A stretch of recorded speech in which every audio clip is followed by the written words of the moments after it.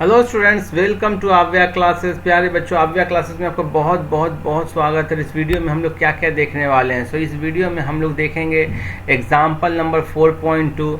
इसमें हम लोग बेसिकली वेक्टर के एडिशन के लिए जो फॉर्मूला होता है, आपको मालूम है कि वेक्टर में मैग्नीट्यूड और डायरेक्शन दोनों होता है। दो वेक्टर ए और वेक्टर बी को लिया जाए तो उसका जो रिजल्टेंट वेक्टर आर होगा, उसका मैग्नीट्यूड और डायरेक्शन दोनों के फॉर्मूला को हम लोग डेराइव करेंगे। न केवल हम लोग डेरिवेशन देखेंगे, बट उसके बाद हम लोग दो अच्छे अच्छे न्यूमेरिकल्स जो नीट के आए हैं उसको भी हम लोग सॉल्व करेंगे, और हम लोग देखेंगे कि जो फॉर्मूला हम लोग ने डेराइव किया उसका अप्लीकेशन क्या है। तो आइए बिना समय गवाए हुए एक एक करके हम लोग कंसेप्ट समझते हैं। Example number 4.2. Find the magnitude and direction of resultant of two vectors A and B in terms of their magnitude and angle theta between them. दो वेक्टर है, इन दोनों वेक्टर को जब भी आपको कैपिटल या बोल्ड फेस से दिखाया जाए तो समझिएगा कि वेक्टर है, और जब सिंपल लिखा जाए, जब लाइट फेस से दिखाया जाए तो समझिएगा उसका मैग्नीट्यूड है। क्लियर है? लाइक यदि ए को ऐसे बोल्ड फेस से है तो ये वेक्टर हो गया, और यदि सिंपल है तो वो क्या है, मैग्नीट्यूड। देखो यहाँ पर दो वेक्टर ए और बी है, उसके बीच का एंगल थीटा है। तो आपसे पूछ रहा हो कि इसका जो रिजल्टेंट वेक्टर है वो क्या होगा। जैसा कि जानते हो कि वेक्टर में मैग्नीट्यूड और डायरेक्शन दोनों होते हैं। इसका जो रिजल्टेंट वेक्टर का मैग्नीट्यूड आर से दिखाया गया है, और इसका जो एंगल है वो अल्फा से दिखाया गया है, जो अल्फा ये आपको वेक्टर ए से बना रहा है। क्लियर है? आर का पहला काम है आपको क्या निकालना है, मैग्नीट्यूड निकालना है और डायरेक्शन निकालना है। डायरेक्शन निकालने के लिए आपको ये एंगल अल्फा निकालना है। क्लियर है? अल्फा निकालना चाहो अल्फा निकालो, आप बीटा चाहोगे तो बीटा भी निकाल सकते हो, क्योंकि वेक्टर बी से ये एंगल क्या बना रहा है, बीटा बना रहा है। देखो दो वेक्टर्स हो गए ओपी, ये वेक्टर आपको क्या हो गया, ओपी हो गया, जिसको आप वेक्टर ए से दिखाए हो, और ओ क्यू आपको वेक्टर ये है बी से दिखाए हो। इसको आप पैरेललोग्राम लॉ की तरह इनको टेल टू टेल यहाँ पर से आपने अटैच कर दिया, इनके बीच का एंगल ये से थीटा है। आर जो रिजल्टेंट वेक्टर है वो क्या आया है, वो यहाँ पर है आर वेक्टर हो गया vector a plus vector b. अब ये आर कैसे निकालोगे, ये जो है ना, जो बी है, बी वेक्टर है, उसका यही पैरेलल वेक्टर आप पैरेललोग्राम लॉ में आपने ड्रॉ किया। यदि ये एंगल थीटा है तो ये एंगल भी क्या हो जाएगा, थीटा हो जाएगा। आपने इसको एक्सटेंड कर दिया, ये जो ओपी था ना, इसको आपने एक्सटेंड करके आगे ले आया, और तब यहाँ से इस पर परपेंडिकुलर एक लाइन आपने ड्रॉ कर दिया। क्लियर है? अब ये आपको वेक्टर आर है जिसमें कि यहाँ तक ये है ए। क्लियर है? और उसके बाद ये एंगल है 90 डिग्री। ये वाला जो लेंथ है, ये लेंथ, यदि ये लेंथ b है और ये एंगल आपको थीटा है तो ये लेंथ क्या हो जाएगा, b cos थीटा। क्लियर है? ये लेंथ था b और ये एंगल थीटा, तो ये b cos थीटा हो गया।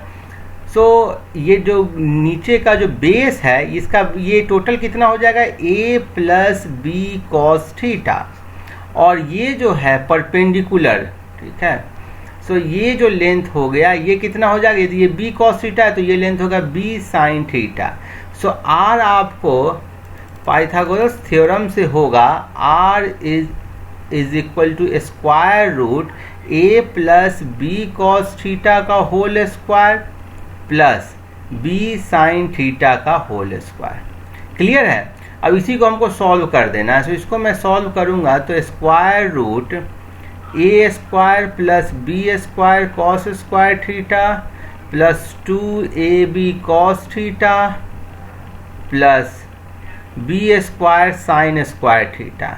आपको मालूम है कि cos square theta plus sine square theta 1 के इक्वल होता है। ये हो जाएगा square root a square plus B square plus 2ab cos theta. अब हमेशा ध्यान देना कि दो वेक्टर जिसका कि मैग्नीट्यूड a और b हो और उसके बीच का एंगल थीटा हो, तो उसका जो रिजल्टेंट होता है वो होता है a square plus B square plus 2ab cos theta.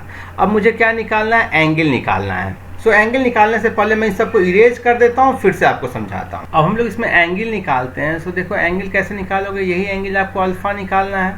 सो आप देखो यदि tan अल्फा लिखते हो तो tan अल्फा किसके इक्वल हो जाएगा, SN डिवाइडेड बाय, आप पहले लिखो इन ट्रायंगल OSN।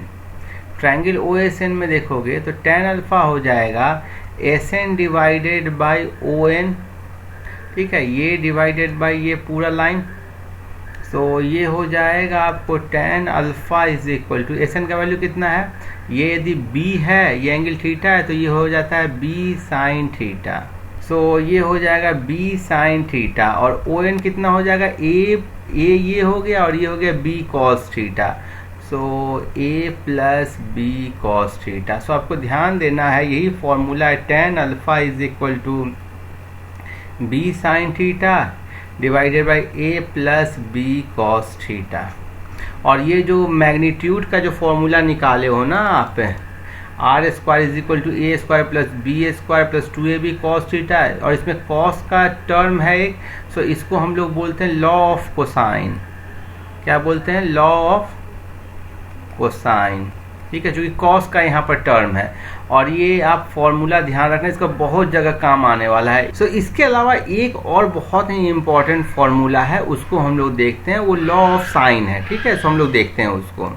देखो यहाँ पर वही फिगर बनाया गया है, हम लोग लॉ ऑफ साइन को देखते हैं। तो सबसे पहले आप ना triangle low OSN। So in triangle OSN, ये जो ट्रायंगल है पूरा, ठीक है, ये पूरा ट्रायंगल लो, तो इसमें आप देखोगे कि ये एंगल यदि अल्फा है और ये मैग्नीट्यूड यदि R है पूरा रिजल्टेंट, सो ये वाला क्या होगा, ये वाला लाइन हो जाएगा R साइन अल्फा।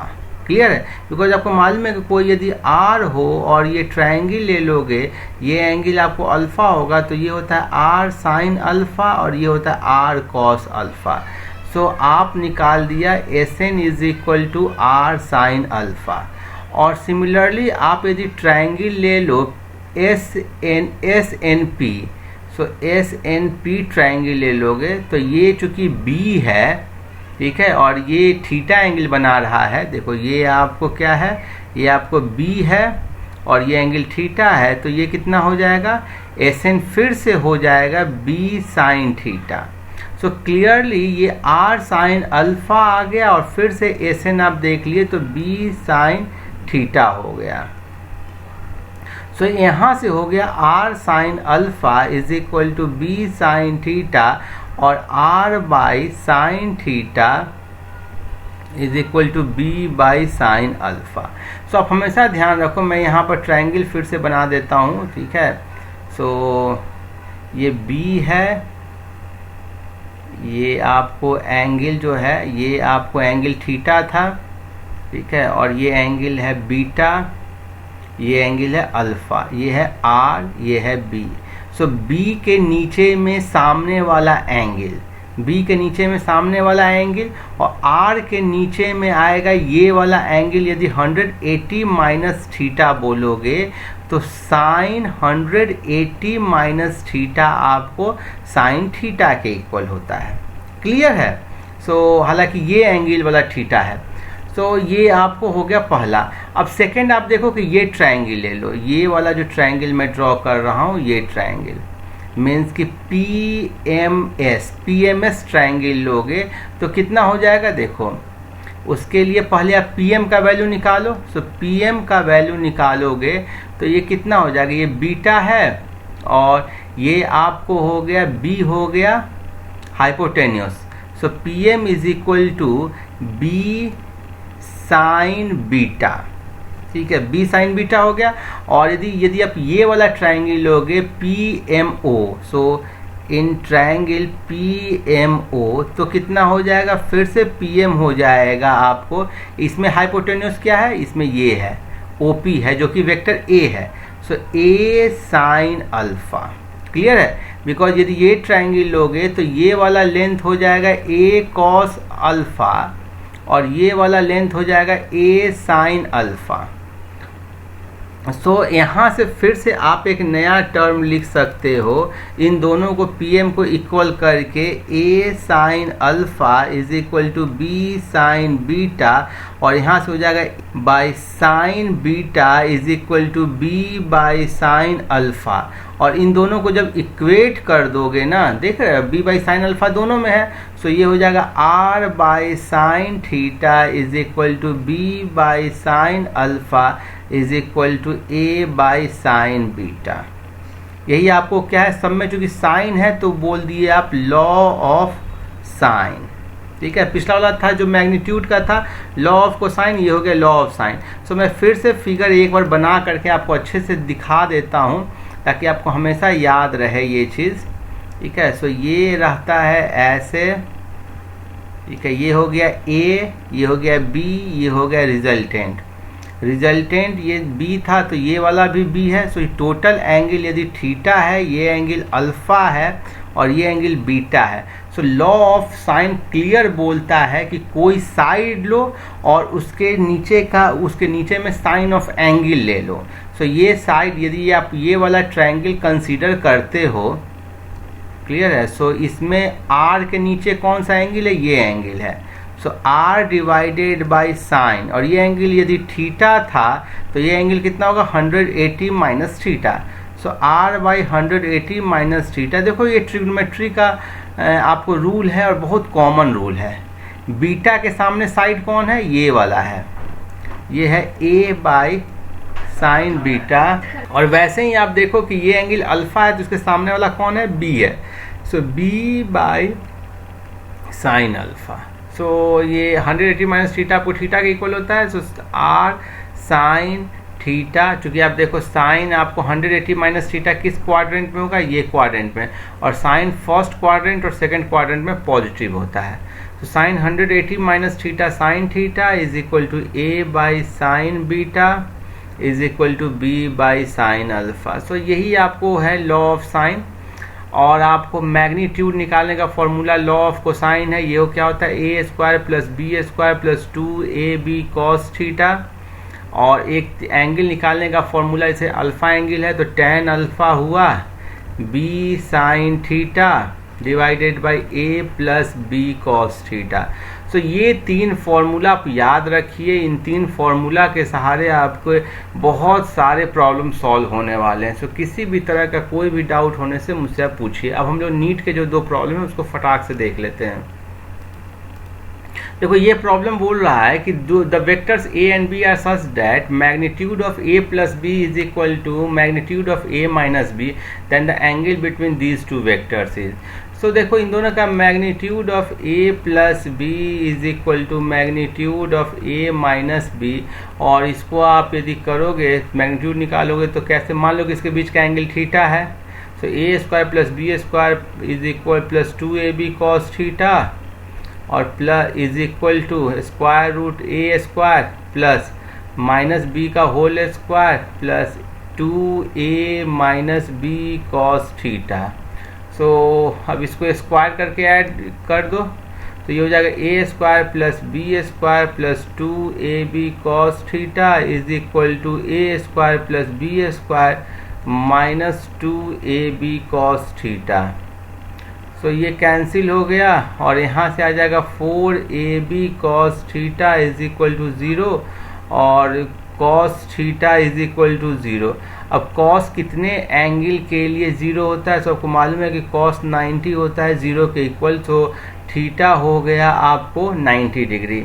अब ऐसे भी आप सोच सकते हो कि देखो वेक्टर a इधर है, वेक्टर b इधर है, तो आप इसमें जो मैग्नीट्यूड होगा वो क्या होगा, वो इसका मैग्नीट्यूड आपको ऐसा होगा।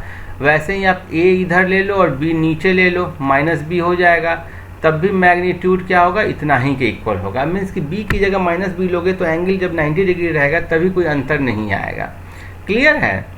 अब तीसरा देखो, ये तो और आसान है। ठीक है, ये दोनों बहुत स्टैंडर्ड प्रॉब्लम इसलिए मैं पिक किया हूँ। इस टाइप का प्रॉब्लम पूछते हैं एग्जाम में कि आपको mod a plus B is equal to mod A plus mod B, तो एंगल क्या होगा। सो आप देखो कि यदि इसको मैं लिखता हूँ इसका वैल्यू, तो क्या हो जाएगा a square plus B square plus 2ab cos theta, यदि इनके बीच का एंगल थीटा है तो। और इसका वैल्यू क्या हो जाएगा a प्लस बी। मैं मान रहा हूँ कि वेक्टर a का मैग्नीट्यूड a है, b का मैग्नीट्यूड b है। अब इसको स्क्वायर कर दोगे बोथ साइड तो क्या हो जाएगा a square plus B square plus 2ab cos theta is equal to, ये हो जाएगा a square plus B square plus 2ab। तो ये कैंसिल आउट हो गया और यहाँ से आ गया 2ab, इधर ले लोगे तो cos theta minus 1 is equal to 0, और यहाँ से हो जाएगा cos theta is equal to 1, और 1 होता है cos 0 के equal, so theta is equal to हो गया 0 डिग्री। क्लियर है, समझ गए। ऐसे भी आप सोचो कि दो वेक्टर है a प्लस बी, और मान लो ये a है और दूसरा b है। अब a प्लस बी यदि आपको इन दोनों को एक साथ जोड़ो या अलग अलग जोड़ो, यदि इक्वल हो रहा है तो इसका मतलब क्यों इक्वल होगा, क्योंकि दोनों तब एक ही डायरेक्शन में होगा। यदि एक डायरेक्शन में नहीं होगा ना, थोड़ा सा भी एंगल चेंज हो गया, सपोज करो a इधर है और b हल्का सा चेंज हो गया, तो हमेशा a प्लस बी का जो मैग्नीट्यूड है वो लेस देन होगा a वेक्टर और प्लस बी वेक्टर के मैग्नीट्यूड से। अब वेक्टर का ये बेसिक कंसेप्ट, बेसिक फंडा को आप याद रखो कि हमेशा दो वेक्टर का जो मैग्नीट्यूड होता है वो लेस देन एंड इक्वल होता है, आपको लेस देन एंड इक्वल होता है दोनों वेक्टर का अलग अलग मैग्नीट्यूड को लिखो तो उससे। और इक्वालिटी कहाँ पर होल्ड करता है, ठीक है, इक्वालिटी होल्ड्स मीन्स कि इक्वल तब होता है when theta is equal to 0 degree और बोथ वेक्टर्स आर पैरेलल, जब दोनों पैरेलल होंगे, ठीक है, मीन्स कि एक का यदि ऐसे है तो दूसरा भी ऐसे ही होना चाहिए। क्लियर है, समझ गए। कोई डाउट होने से मुझसे कमेंट करके पूछिएगा। Keep watching, happy learning, thank you.